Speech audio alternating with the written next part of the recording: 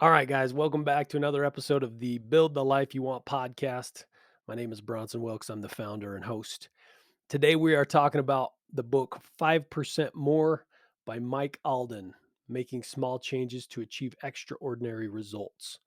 Mike Alden, he's a podcaster himself. He's a business owner, a lawyer. He's the founder and the CEO of Blue Vase Marketing, which is a multi-million dollar marketing company. So he's done well for himself. In the book, he actually explains that he came from a pretty lower class environment and household, and has really done well for himself. He's had some serious ups and downs. At one point, he talked about breakups and bankruptcy and different things, and so he's had some highs and some very low lows, and so someone that certainly has some advice to share and someone we can learn from. 5% more. I mean, essentially, the book is, give a bit more in each of these areas of your life, and you'll, of course, achieve more. You'll receive more. You'll provide more value, and that turns into all kinds of success, right?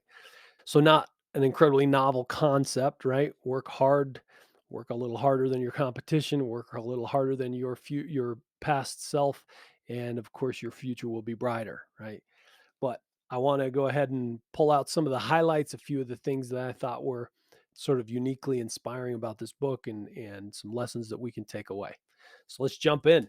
I really liked this quote. He says, "Take them as far as they can see, then they will see further." Jumping down to the middle of a paragraph, he's obviously telling a story here, and he says, "Once you get there, just ask for 5% more effort out of yourself. You have already achieved your goal, so you have nothing to lose. You only have things to gain." I apologize for my voice too. I've been sick this week, and we're just cruising through. So, but the point is kind of like the analogy of a car driving down a highway. You can't see from Utah to California, but driving in the night, all you have to see is the road ahead of you, and as long as you're headed in the right direction, you can slowly make those, mile after mile, you can continue to make progress until finally see California, right? So get to where your goal is, like set those checkpoints, those goals along the way. And once you get to that point, you'll be able to see with new perspective. You'll be able to work with new tools, new skill sets, a foundation that's now in your bag of tricks, right? So once you get there, then you'll be able to see further. Okay, so in his marketing, he's had the opportunity to work with some NASCAR folks, and so they sponsored a car and things. And he says, of course, he wanted them to win and whatever, but he soon discovered how naive he was. He was working with these very small teams and low budgets in the NASCAR world. Some of these teams have massive budgets. He says, I was talking with the driver Eddie McDonald about winning. Eddie McDonald has had a lot of success in lower series, but was also driving a car I sponsored in the Sprint Cup, essentially the major league of racing. I was discussing 5% more and how the speed of the cars are very close to each other, how the weight of the cars has to be the same, and how the field was, and in my view, pretty level. Eddie corrected me about the field not being so level and reminded me of some of the bigger teams and amount of money they spend to win. Smaller teams like Go Fast have about 10 employees, while Joe Gibbs Racing has hundreds of employees with an annual budget north of 100 million a year, all to be a fraction of a percentage faster than their competitors.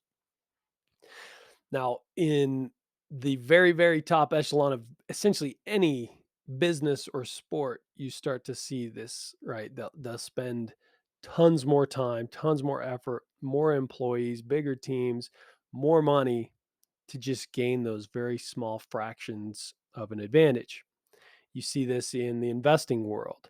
Like Bridgewater has, I think, something close to 1,500 employees, and they have all these wild systems of how to monitor their own meritocracy and how they're going to make decisions. And of course, they've kind of revolutionized certain aspects of investing where you can maximize profits and limit risk and all these things. Well, they have these slight advantages in the market because of that, hundreds of millions they spend and the large teams they have and the amazing people they have. But just being a little bit better means you're going to get more of the money, right? The big banks that have extra money or whatever, they'll send it over to Bridgewater and they'll invest it. these racers.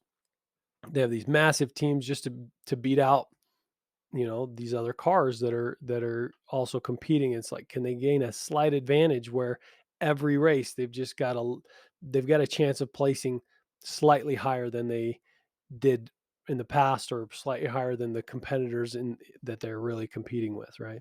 Um, Sports is the same way, and he does talk about Usain Bolt, Tiger Woods, all these other people, but um, the the slight advantage goes a long way, and I think we've discussed that in other books, like The Compound Effect or something, right? If you're just a slight bit better than the competition, your likelihood of getting that promotion, or getting that next good job, or whatever the case may be, whatever your industry or sport, you're going to have just it doesn't give you a slight amount more success. It gives you an exponential amount of success. So Mike Alden here played Division III football, and he kind of pulls on some of those stories. He says, by the time I was a junior, the sophomore class was pretty well stocked with talent. There were a couple of guys who got a lot of playing time and a few who seemed to stand out. One guy who played center on offense was a standout in more ways than one. He was an incredible physical specimen at 19. Now, he wasn't the biggest guy on the team and wasn't that big at all, but he was a all muscle, and it was rumored that he held the title for Mr. Teen USA. He always seemed to work just a little bit harder than others. When we were finished with our required weight training, he would stay longer. He wasn't the most gifted athletically, but he was always working harder than his peers in his class and the rest of the team. This guy also just stood out in other ways. He seemed to take things slightly more seriously than everyone else. He cared more about football. He eventually started at center. Now we were a Division III team, so we weren't that big, but for a center, he was barely 210, which is usually the weight of a running back or safety. But because he took the sport more seriously, he studied film more than the rest of the team, and he spent more time in the weight room. He went on to be an NCAA Division II All-American and inducted into the Hall of Fame at Springfield College. One other interesting thing about this guy is he is now one of the biggest WWE superstars of all time, John Cena. So he's talking about John Cena's work ethic being a slight bit better, and in some cases, much better than the people around him, right? He didn't have all these physical advantages. He wasn't that tall, that big. 210 pounds is not that big of a football player, much less a very big lineman. Linemen tend to be really heavy, often very tall too. And so John worked his way into those positions, but that work ethic put him in a position to take advantage of other future opportunities that will never come to somebody who is not giving their best all the time, right? So it's like all these guys to his left and to his right on the football field didn't get these opportunities to join, the WWE or whatever, because they're soft. They're not that hard of workers. They're not willing to put themselves out there in that way. And so then here's John Cena, who not only is a WWE superstar, but a movie star. His career has gone in so many different directions that he probably never could have imagined, but his work ethic and willingness to continually go above and beyond put him in these positions. The next section, he says, elite athletes and what 5% means. I want to present you with some pretty compelling data as it relates to elite athletes and their counterparts. First, let's take a look at Tiger Woods, arguably one of the best professional golfers of all time. Below is the list of matches he won and the difference between him and the 10th place golfer. So in 97, Tiger was 270, the 10th place golfer was 286. That's a 5.59% difference. In 2001, it's only a 2.86% difference. In 2002, 3.16. And so it goes. At one point, 2008, a 1.74% difference between him and the 10th place golfer. So these are pretty crazy, right? He's got this tiny advantage over the 10th place golfer. So the second, third, fourth, fifth place golfers are very, very, very close to as good as Tiger Woods during these years. But Tiger Woods won all these championships.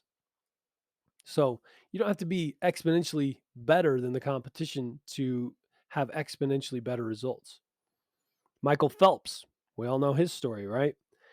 So him, first place versus last place in 2012, the 100 butterfly, he did it in 51.21 seconds. The last place person was 52.05, just a 1.6% advantage. That's a tiny amount, but we all know what happened, right? The 200 fly, the 200 fly, 200 freestyle. The largest advantage I see here is only a 5.4% advantage between Michael Phelps and the last place person. All right, Usain Bolt. He does have one where the difference between him and the last place person was 19%, but I'm assuming the last place person probably gave up or stumbled or something because they ran an 11.99 second 100-meter dash, which I could destroy that. But in 2012, the 200-meter dash, 19.32, and the last place person got a 20.69. That's a 6.6 percentage advantage. In 2008, the 100 was a 3.4 advantage, and the 200 was a 2.3% advantage. So the fastest man alive barely had over a 5% advantage in some of his races. Some of them not even that. So this 5% rule sure can make a big difference in your success. I like this quote. He says, "The last 3 or 4 reps is what makes muscle grow. This area of pain divides the champion from someone else who is not a champion." Arnold Schwarzenegger. So he goes on to talk about this trainer and scientist that he knows named John. And he says that John went on to say, long-term muscle growth ensues at the end of each exercise set beyond the point where most people get fatigued or simply give up. By pushing through this threshold ever so slightly on a consistent basis, long-term health benefits are exhibited from weight loss to stronger bones to even stronger mental health. So the concept of, do it until it hurts or it's, you're tired, and then go a little bit more, push that just a tiny bit more. I think Muhammad Ali has some famous bit about, you only count the reps after they hurt or after the fatigue sets in or something like that, right? So once it's painful, then you go a little bit more in the lifting. That's where all the gain comes from. And that's often the rule in a lot of industries. Like Elon Musk is known for his extreme work hours and things, and his success shows that. I mean, if you do everything that the competition is doing plus some in the same amount of time, you're going to win the lion's share of the business. Now, I appreciated this section of, it's called "The Top Doesn't Mean You Will Fall Off. Recognize Your 5% Moments." He's talking about in life, sometimes you feel like you hit a peak. That doesn't mean you've maxed out and that you're done. Sometimes it means you got to come back down and climb a different peak, a higher one, a different one, right? So he says, when you get to the top, it doesn't mean it's the end. It's just time to climb a different peak to slowly build the next phase of your life. So sometimes, if you're young and you're into sports or something, that may be a peak for you. And then you move into the business world and try and get a degree or whatever the route is you go, and try and reach a peak in business. Maybe it's as an employee. Then when you're done with that, now it's to build your own business. Then it's to have a family. Then it's to be the best parent, right? Etc. There's multiple peaks, and so giving your best effort in that one arena and then achieving it doesn't mean that's the end. You kind of reset, take an analysis of your life and see where the next area is that needs that 5% extra of your time and energy. This section is called Carpe Diem. I was walking into my home today with my daughter, Morgan, and she saw a little rock in our garden that had the phrase Carpe Diem written on it. She asked me what it meant, so I gave her the literal translation of seize the day or seize the moment. But I went on to tell her that what it really means is appreciate the smaller things in life. I told her that Carpe Diem is there right by our front door to remind me every day to appreciate everything I have and the loved ones around me. Then I continued and told her, Carpe Diem reminds me to appreciate the air we breathe, the water we drink, the food we eat, the sun, the moon, the flowers, the grass, the birds. She pretty much had enough of my attempt of explaining life to her, but I think she got it. Appreciate everything you have just a little bit more, from your family all the way down to the ground you walk on. It sounds so idealistic and ridiculous, and sometimes it is, especially when you're having trouble paying your bills. Your life is poor, your health is poor, you have family problems, and life just seems to suck. I've been there. And when I began to realize how lucky we were and slowly started to appreciate things just a little bit more, I got a little bit happier. So the concept works. I mean, what you focus on expands in your life, right? So if you could just talk yourself into being a little bit more appreciative, a little happier with what's around you, your entire life would certainly feel more pleasant. He was going through a rough patch, getting a separation from a longtime girlfriend. He was at college, etc. His dad came to help him move. He says, that's when he put his arm on my shoulder in front of my now old apartment and told me that all I really needed was my tunes, my wills, and my clothes, and that everything else was replaceable. Skipping down a bit, he says, tunes, wills, and clothes are not necessities to life, but they were three basic things that made my dad happy. He learned to appreciate them. He learned to appreciate each album and take great pride in the care of his cars. Clothes for him are more of a utility rather than a fashion statement. But the point here is appreciate the small things, the basic things that can make you happy with or without more, and savor them. It's usually only a few things that truly make you happy. I love that, right?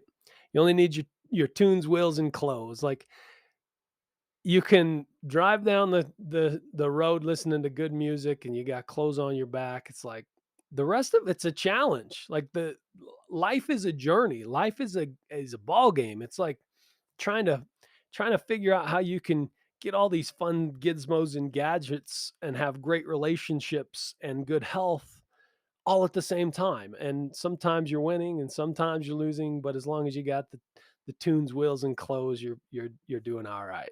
And having that kind of attitude of appreciation is important.